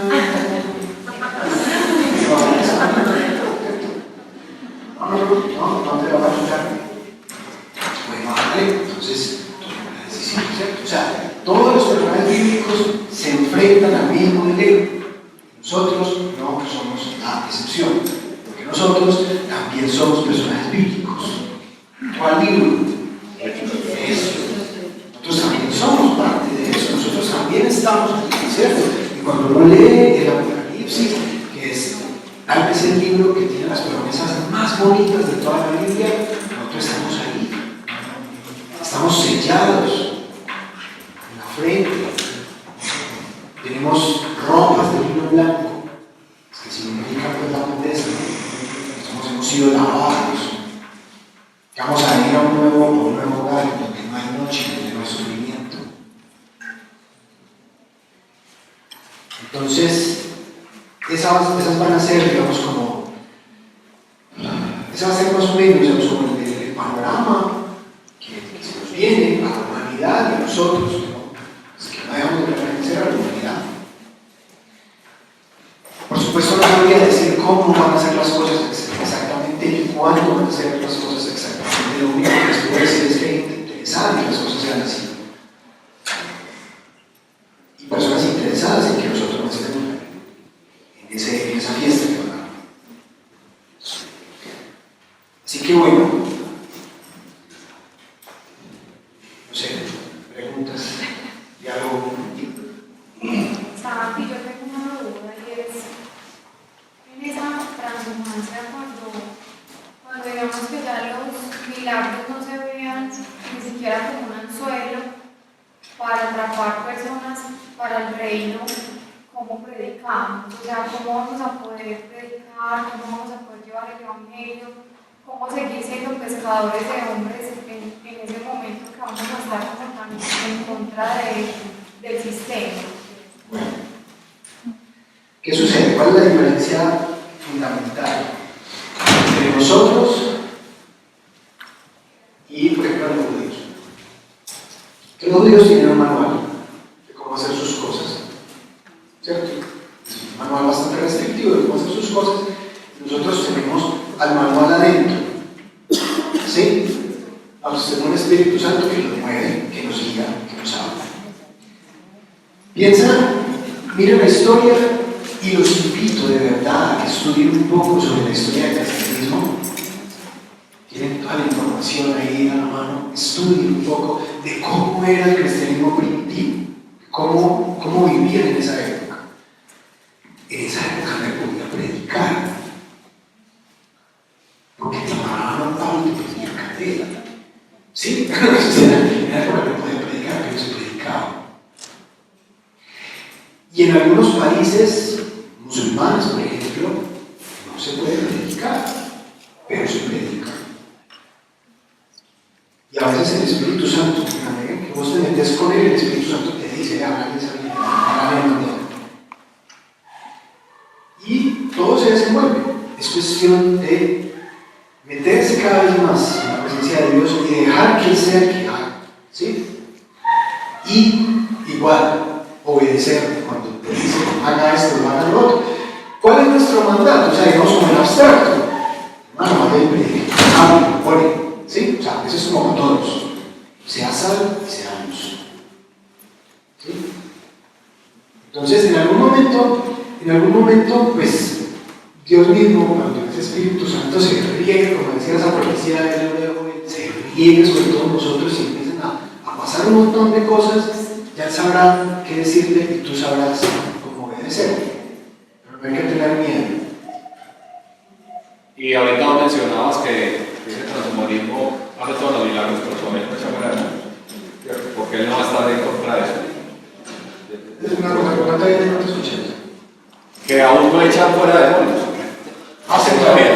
Pero es porque se parte de la base que no existe. ¿Sí? Yo creo que la libertad que muchos de una u otra manera hemos recibido, ya sea a través de una oración que nos hacen o una oración en lenguas que a solas hacemos, el Espíritu Santo nos hace libres de muchos conocerán testimonios de algunos acá, pues esa tecnología aún no la alcanza porque pues no les interesa y porque esa es la manifestación de la libertad real que el Espíritu Santo tiene en nosotros. Entonces yo creo que eso se seguirá suscitando porque ante ese nombre pues toda rodilla se tendrá que doblar y esa manifestación va a suceder siempre que mencionemos ese nombre. Es decir, no pierde vigencia el nombre de Jesucristo, no pierde vigencia la autoridad del Espíritu Santo, que cuando entra lo que no es de Él va a salir, sea temor o sea cualquiera de sus maneras. Entonces yo creo que esas manifestaciones de las que hablan cada vez más, tal vez no van a ser de ese estilo, pero sí van a ser siempre de liberar nuestra humanidad, que siempre va a estar presa de algún y la cuestión es, o sea, una persona que, digamos, busca a Dios únicamente por lo que Dios le da y por las manifestaciones sobrenaturales que Dios pueda dar, pues ya sabemos que pues, es una persona que puede fluctuar, ¿cierto? Y que puede coquetear con una otra forma de prostitución religiosa, ¿cierto? Como, bueno, si aquí me están dando otra cosa, pues yo me meto. Sin embargo, algo que enseñaba mucho Enrique era como ore y al que sea, y no importa, y deje que Dios también haga algo ahí. No importa si esta persona se deja deslumbrar por los milagros de la tecnología. Yo veía una vez en un documental sobre astronomía acerca de la diferencia entre nuestro Sol y algo que se conoce como los rayos gamma. Los rayos gamma son las explosiones, como las emisiones de luz más fuertes que existen en el universo. Entonces nos mostraban en el documental que mostraban un fosforito encendido y decía, imagínate que esto es el Sol, que tenían una lámpara de un faro y decían, imagínate que son los rayos gamma, ¿cierto? Si el poder de Dios es el poder de Dios, y usted ora por una persona, deslumbrada por la tecnología, es que esté más berraco por la tecnología, y esa persona se encuentra con una experiencia completamente diferente, algo va a ocurrir en esa persona. Entonces, es cuestión de confiar en eso, de saber que el mundo es terrible, pero nosotros tenemos algo más grande que el mundo que está. ¿Alguna otra pregunta, algún otro comentario? El avivamiento que se está generando a nivel mundial es contrapeso a lo que se está generando en la transformación, ¿no? Siempre, siempre. Es que mira que las sombras siempre se hacen más intensas cuando la luz es más intensa. ¿Sí? Hay gente que le interesa que esto se acabe. Y es porque esto entorpece el desarrollo de una máquina. ¿Sí? Hay gente que esto no les gusta. Hay lugares en el mundo en donde, pues una vez tuve la oportunidad de estar en Guatemala. Yo no sé si ese pueblito sigue siendo igual, pero allá había un pueblito que se llamaba Moronga. Esto existe el pueblo, no sé si sigue siendo igual. Pero resulta que había un pueblito, yo no había escuchado sobre ese pueblo. Empezó a haber un avivamiento y un montón de personas empezaron a convertir, se empezaron a arrepentir. Era un pueblito campesino, lleno de borrachos, lleno de prostitutas, lleno de todo. Y se empezaron a convertir. Y resulta que la gente que vendía licor se empezó a quebrar. Las prostitutas se a otros lugares donde se estaban muriendo de hambre. Es un lugar en donde la policía ni siquiera tenía que usar el calabozo porque nadie cometía ningún crimen. ¿Sí? Ese tipo de realidades para ciertas personas es un problema. Si es un barrio popular o es un sector gigante del barrio popular, y en el barrio popular ya nadie va a consumir drogas, mucha gente se va a quedar sin plata. ¿Sí? O sea, mucha gente va a caer en el negocio. Entonces, hay gente que le conviene que estas cosas no crezcan, que estas cosas no funcionen, o sea, que el cristianismo no funcione, porque sencillamente afecta a otros sistemas. Entonces, por supuesto, si la oscuridad está ganando terreno, es porque algo está sucediendo. ¿Alguien más? ¿Alguna duda? ¿Un comentario?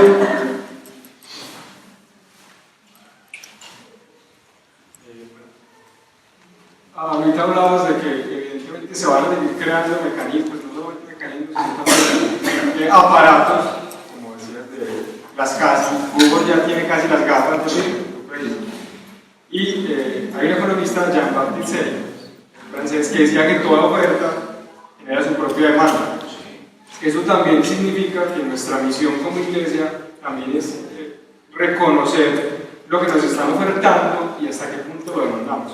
Lo digo uniendo un poco los ídolos que lo mencionaba Pablo, que nosotros somos los que también a veces, digamos, atraídos por esa codicia del mundo, somos los que terminamos absorbiendo y consumiendo lo que nos ofrecen. Como decías de los zapaticos, pues también depende de nosotros. Le pasó a la iglesia primitiva, como tú decías, que tenía la opción facilista de adoptar leyes romanas y decidió seguir. Completamente. Y con un agravante, y es que la oscuridad tiene como una manera de crecer, una manera inteligente de crecer. Y es de a poquitos. ¿Sí? Es muy interesante, yo no sé, pero es muy interesante que la primera digamos, como manifestación narrativa del diablo en la Biblia sea con una serpiente. Se cree una serpiente constrictora. Es una serpiente constrictora narrada rápida, de hecho es muy lenta, las anacondas andan un poquito más rápido, pero ¿cómo encuentran sus presas o sus hormigas? ¿Sí? Y se despiertan cuando ya es demasiado tarde. Hay una película fantástica que se llama El Diablo. Y ahí el diablo, interpretado por Al Pacino, dice una frase muy bonita y muy teológica: que no te vean llegar, ¿cierto? Que no te vean venir. ¿Sí? O sea, mostrarte como el tonto, mostrarte como el payaso, como el chiquito, como el que todo el mundo desprecia, y después, o sea, el diablo empieza así, o sea, no, esto es inofensivo, hasta que ya te estás dando cuenta de que las cosas se enriquecieron, ¿cierto? Entonces, claro, muchas de estas tecnologías, muchas de estas respuestas a los problemas humanos aparentemente se van a ver como completamente benéficas, ¿cierto? Porque es que no debemos de olvidar eso. El transhumanismo como filosofía, digamos, es muy bien intencionada, es tener un montón de problemas, resolvámoslos, ¿sí? Vamos a hacer de este mundo algo muy bonito. Es que eso tiene un montón de buenas intenciones, pero como dicen los ingleses, hay una titular en Inglaterra bellísimo que dice: el camino al infierno está pavimentado con buenas intenciones. Sí. Entonces, muchas de estas cosas van a aparecer ante nosotros como soluciones muy buenas. Hombre, vamos a modificar nuestra genética para que no nos salgan niños con síndrome de Down, ¿cierto? Aparentemente eso tiene como sus buenas intenciones, pero por otro lado ya es empezar a jugar con fuego. Entonces ahí es cuando entra el discernimiento, y en la medida en que uno más está conectado con Dios es cuando uno empieza a darse cuenta de que cosas no están bien. Porque nosotros solamente podemos determinar, solamente somos capaces de identificar lo falso una vez nosotros ya hemos recorrido el camino de lo verdadero. ¿Sí? ¿Otra pregunta? Por acá y por allá. Yo quería decir algo lo digo en mi caso.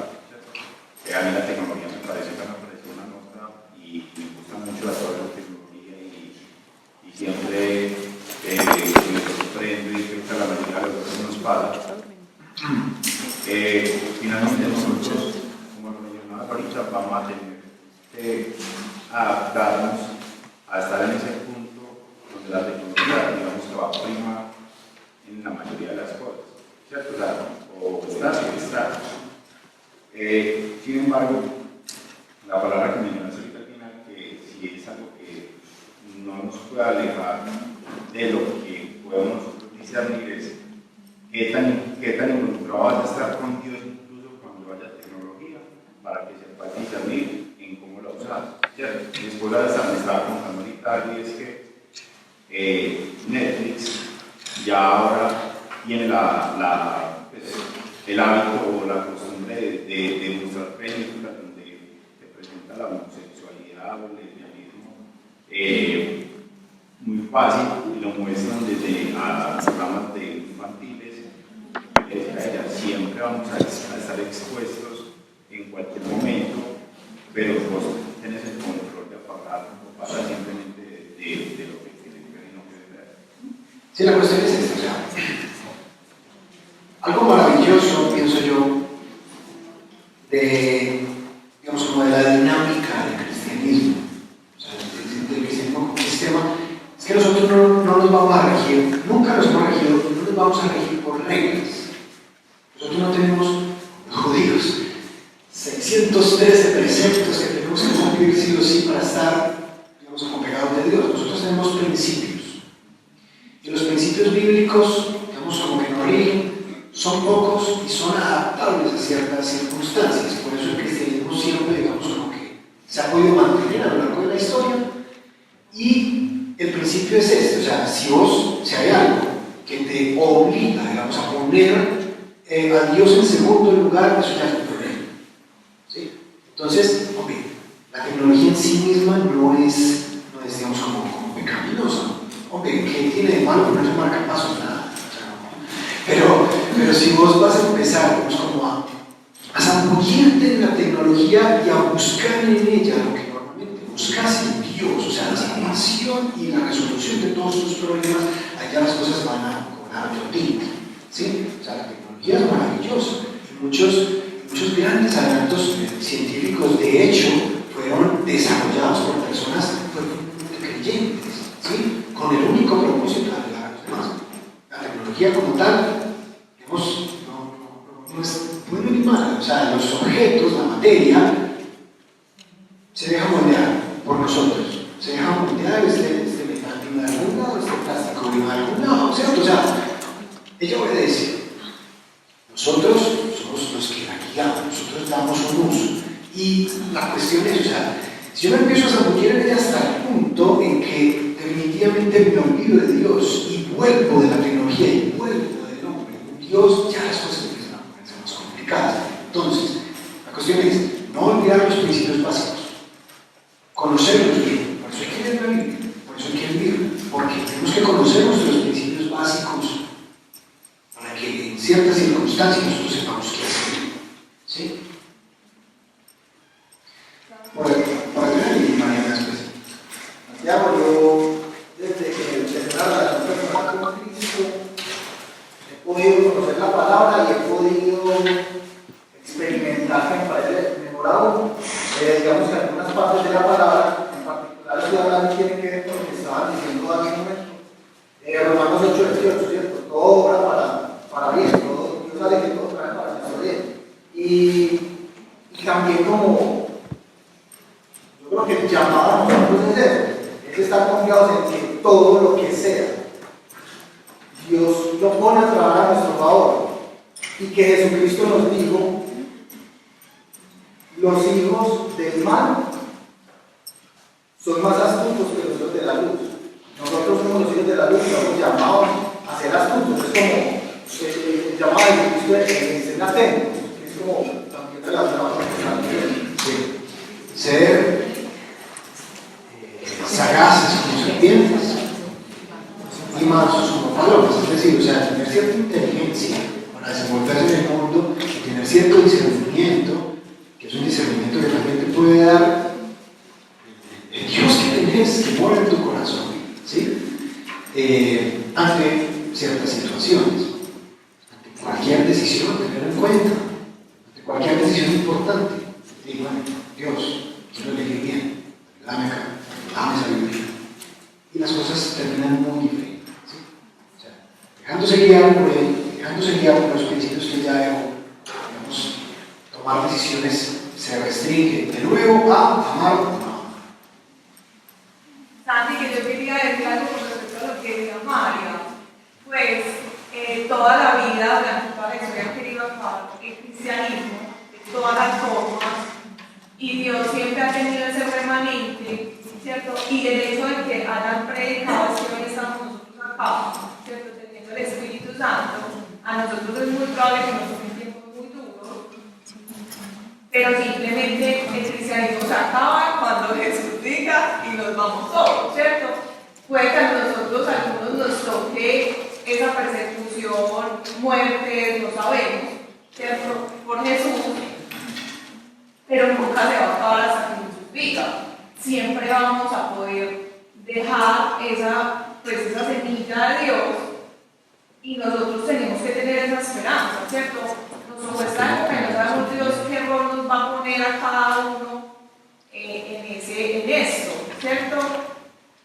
Pero tener siempre esa certeza de que Jesús ya ganó, o sea, nosotros ya les ganamos a ellos, por más mayoría que sean, por más que quieran hacer, todos se verán en el final de los tiempos, ¿cierto? Y somos parte de ese ejército que Dios escogió. Nosotros en este tiempo, pero ya ganamos, ¿sí? Por más poquitos que seamos, por más que nosotros de pronto debemos morir o que nosotros mismos muramos por Jesús, nunca se va a acabar, ¿cierto? Siempre vamos a quedar por ahí regados. Y la cuestión es, o sea, históricamente, ¿cierto? Nos centramos como en la historia del cristianismo, nos vamos a dar cuenta que las persecuciones no son nuevas. En el Imperio Romano hubo persecuciones, pero después también, ¿sí? O sea, hay lugares donde está prohibido predicar, como les decía ahorita, también se predica. Y ha habido momentos en la historia, no sé, en los primeros momentos de la Unión Soviética, en los primeros momentos de la Revolución China, en Corea del Norte, en otros lugares, digamos, en Irán, donde ha habido momentos donde los cristianos se les han perseguido, a los cristianos se les han matado sistemáticamente, y sí, en África hay terribles persecuciones. En un país como Nigeria ha habido, ya te voy a hablar, en un país como Nigeria ha habido muertes a los cristianos solos que se les ¿verdad? ¿Sí? Aún así, sí, esta vaina sigue. Porque hay algo más fuerte que eso. Hay algo más fuerte que eso. Santi, yo inicialmente quisiera decir que pues, yo le doy gracias a Dios. Porque si a mí este retiro me hubiera tocado hace unos meses atrás, para mí hubiera pasado como el arco. Pero le doy gracias a Dios porque me dio el entendimiento, porque eso fue por revelación, ¿cierto? De ver que esto no era un tema de ciencia ficción, ni que el tema del apocalipsis, ni todo lo que está en Daniel, simplemente estaba ahí porque sí. De alguna forma Dios permitió que yo empezara a hacer las conexiones y a traer lo que estaba en la palabra con lo que realmente estaba pasando. Y eso fue muy teso porque desde que una persona del grupo me dice, mira, tuve un sueño y tu hija necesita estar en este tipo de colegio, por esto y esto y esto, y desde ahí nosotros empezamos a tomar algunas decisiones. Yo desde ahí empiezo como a devolverme la película y a hacer muchas conexiones como con todo este tema, y Dios hace unos meses atrás me da la revelación de realmente pues, todo esto de lo que hablaste, ¿cierto? Yo quiero hacerte una pregunta práctica de pronto, y me disculpan si me salgo de lo espiritual, y la quiero hacer porque de pronto puede hacer la pregunta de muchas personas también. De alguna forma yo creo tener, por lo que Pablo inicialmente contó, alguna luz, ¿cierto? Y es de que no hay que anticiparnos a nada, o sea, creo que estamos llamados y este es un momento donde hay que tratar de reclutar más y más personas para Dios, ¿cierto? Y como iglesia esto nos tiene que motivar, y conocer esto nos tiene que motivar a traer más gente para Dios. Y este es el momento donde más nos tenemos que mover, donde realmente vemos que esto está cerca y que hay gente que todavía no conoce y no sabe y simplemente no tiene la conciencia para entender. Entonces me atrevo a hacerte esta pregunta, como te digo, un poco práctica, no con el ánimo de protegernos, de salvarnos, obviamente no, porque sabemos quién está detrás de nosotros, pero sí como ayudarnos, ¿cierto? Y la pregunta que haría es, nosotros como iglesia deberíamos, o sea, conociendo todo esto, deberíamos estar haciendo algún tipo de conexiones, porque esto de persecución va a ir en aumento, ¿cierto?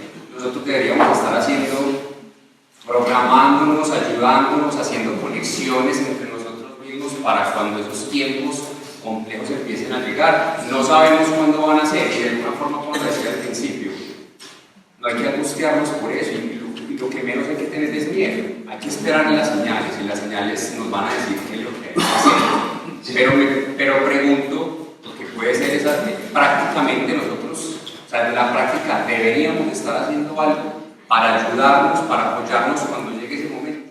A ver, yo creo que no hay que hacer nada nuevo respecto a lo que ya hemos venido haciendo desde que empezó el cristianismo total. Lo único que hay que hacer es como hacerlo de diferentes formas. Es decir, el mandamiento fue uno y sigue siendo ese, ¿cierto? O sea, ser sal y ser luz del mundo. Amar los unos a los otros. Amar a Dios por sobre todas las cosas y al prójimo como a Dios mismo. Eso es lo que hay que hacer. O sea, eso es lo que hace que el cristianismo sea cristianismo, por lo menos desde el punto de vista práctico, desde el punto de vista del hacer. Orar por enfermos, orar por los que están endemoniados, o sea, hacer lo que hemos venido haciendo. Ya lo que conocer a cada uno, dependiendo de las circunstancias, eso es una cosa entre Dios y esa persona. Y créeme que esa persona va a saber qué hacer. ¿Sí? Pero en esencia no hay que hacer nada nuevo. Seguimos haciendo lo mismo. Es que Dios nos dijo, bueno, de aquí hasta el 1700 van a ver así. Y hasta el 2014 así. Y después van a ver otra cosa. No. Dijo, bueno, hagan esto siempre. O sea, siempre hacer lo mismo. La cosa es que nosotros, al son que nos pongan bailando, ¿cierto? Entonces, aparte de las redes sociales, son que se pongan por redes sociales. Están cerradas las iglesias por el COVID, ¿qué hacemos? Bueno, podemos hacer otras cosas, ¿cierto? Una reunión por Zoom se puede hacer. Es decir, uno se adapta a las circunstancias, pero sigue haciendo lo mismo. Ahora, en esa relación personal es cuando uno ya empieza, digamos, como a tomar decisiones más específicas. Bueno, ¿qué hago en este punto? ¿Cierto? Y ahí es cuando Dios le dice a uno, pues, y debería ser así siempre, cuando Dios le dice a uno, ve, vas hasta el lado y haces, ¿cierto? Y hablas a esta persona y decís esto. Entonces, ya te va marcando la pauta. Pero en abstracto, no hay que hacer nada distinto. Quiero responder porque la pregunta es muy buena. Retomando también lo que dice Santiago, que es importante. Hay algo que sí debemos de hacer como iglesia, ¿cierto? Ya los principios que dice Santiago es el deber ser de nosotros. Pero la comunidad, tener comunidad. Sin comunidad es imposible. Y reconocer la comunidad. ¿Quién es tu iglesia? ¿Quién piensa como tú? Porque en estos tiempos Dios nos va a juntar con personas, incluso que el Espíritu Santo, a una persona que esté aislada, porque sea un creyente de oración y libertad, lo va a llevar a tu casa. Él va a decir, mira, el Espíritu Santo me trajo acá. Y el Espíritu Santo te va a dar un sueño donde te va a decir, voy a traer un peregrino. Y lo vas a recibir. Vamos a hacer comunidad.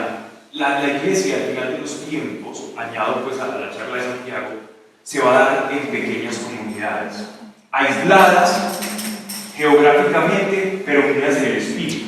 Y Dios va a llevar un predicador de un lado a otro, y todo como de una manera clandestina, pero de manera sobrenatural. Ese va a ser el deber de la iglesia. Prácticamente, ¿qué podemos hacer? Reconocernos. Quienes estamos llenos del Espíritu Santo. Reconocernos y tener comunidad. Ese es como el consejo práctico, aparte del que te dio Santiago, que puede dar a tu pregunta, reconocer y tener comunidad. Saber dónde tenés un hombro hermano o amigo, hermano, en el que puedes reposar, en el que si no tienes alimento para alguna situación, el alimento de tu hermano es tu alimento. Esa es la iglesia al final de los tiempos. Nos contaba Sebastián acerca de... No despierte. Nos contaba Sebastián acerca de cómo eran las iglesias en China, ¿cierto? Contabas en tu testimonio y todo, que lo llevaban a un lugar y era un lugar con cara de nada. Y decía, es que hoy la reunión es acá. Bueno, muy bien, ¿y cada cuánto reúnen? No, sí, pues, digamos, cada semana. ¿Y dónde va a ser la reunión? No sabemos. Nadie sabe, nadie puede saber. Pero el Espíritu Santo se encarga de llevarlo acá. Y allá está. ¿Sí? O sea, si Dios tiene que hacer algo, hermano, muy fácil. ¿Sí? O sea, si Dios pone a hablar una burra, la pone a hablar. O sea, si Dios pone a un profeta por allá en el desierto y pone a los pueblos a llevarle comida, lo hace. Pero, es decir, no se queda quieto. Pero quiero traer ahí a colación algo que es lo que va a empatar después del refrigerio, que es también pedirle perdón a Dios porque en esta situación, estas circunstancias de pandemia y de persecución, a la mayoría nos provoca, ay no, yo estoy con el Señor, y tapar, ¿no? Esa fue la expresión de Paola que no preparamos. Yo estoy con el Señor, esto no es de Dios, y me tapo. No, la invitación que hoy le estamos haciendo es, perdón Señor porque me tapé. Quiero ser la iglesia remanente de Dios, es lo que vamos a ir a hablar de afuera. Son las dos cosas en las que nos vamos a centrar. Porque sí, los que tenemos hijos pequeños, nos provoca ya encerrarnos. ¿Sí? Esperar como que todo pase y salirnos. ¿Sí? Y eso no es ser ni sal ni luz, porque la sal no es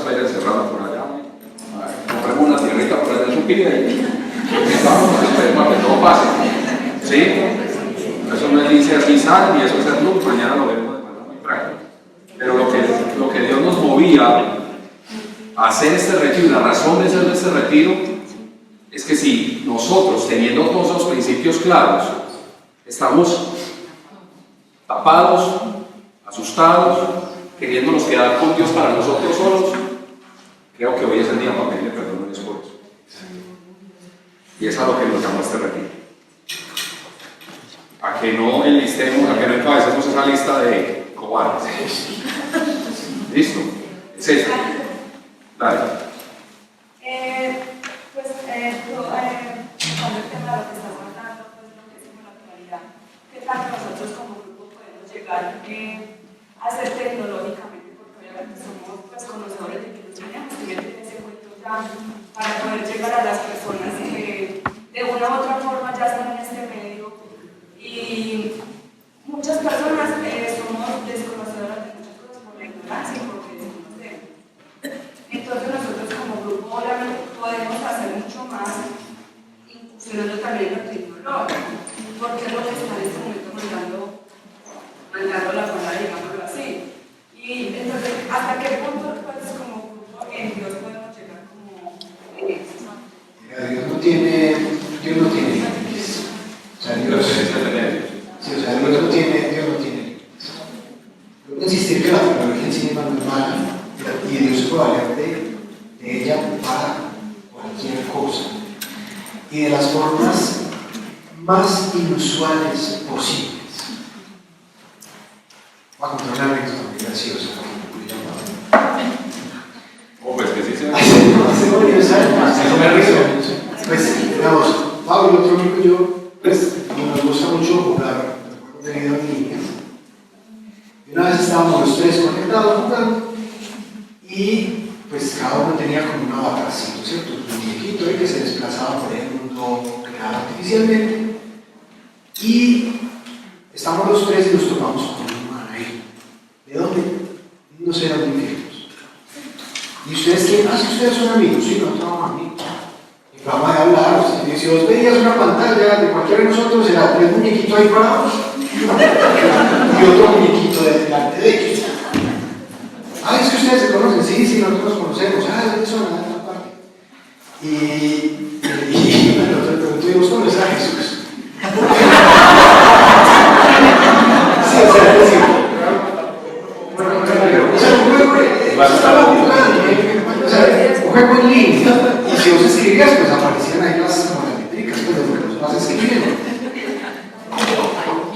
Hermano, o sea, uno predicando con una por allá. Mira, ¿quieres conocer a Dios? Pues bueno, hágale, ¿qué tengo que hacer? Mira, acabo de escribir una oración acá, la vas a leer, o sea, ¿entendés? O sea, es decir, la tecnología está ahí, la tecnología solamente es un medio, no es buena o mala en sí misma. Y si vos simplemente, o sea, estás en función todo el tiempo de hacer lo que te corresponde hacer en Dios, te puedes valer de ella para hacer cosas, ¿sí? O sea, ¿por qué en un canal de YouTube, a través de un canal de YouTube, hay personas que se sanan? Porque se sanan, ¿sí? O sea, solamente con el que me contaba Pablo, que ha habido gente que ha llegado, digamos, a la fe gracias al canal de YouTube que tenemos. Empezamos alguna vez como por cuestiones prácticas, como para no tener que pasar el archivito tan pesado por WhatsApp a todo el mundo. No, oiga, montemos a YouTube para que todo el mundo lo pueda ver. Fácil, ¿cierto? Pero empezamos con ese propósito. Y ahora hay gente que ha llegado a Dios gracias a eso. Entonces, si vos estás en función todo el tiempo, hacer lo que te corresponde hacer, créeme que Dios no tiene límites para nada. Y si te va a tocar predicar en realidad virtual, lo vas a hacer. Y créeme que pasan cosas, ¿sí? O sea, para Dios no hay límites. Es demasiado cierto.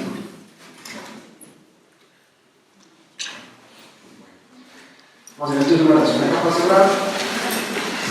Y tomar la lectura. Pero Padre, te damos gracias nuevamente. Damos gracias, Señor, por este momento. Te damos gracias por estar aquí reunidos. Y te pedimos, Señor, que estas palabras cobren vida en nosotros. Te pedimos, Señor, discernimiento. Te pedimos, Señor, sabiduría.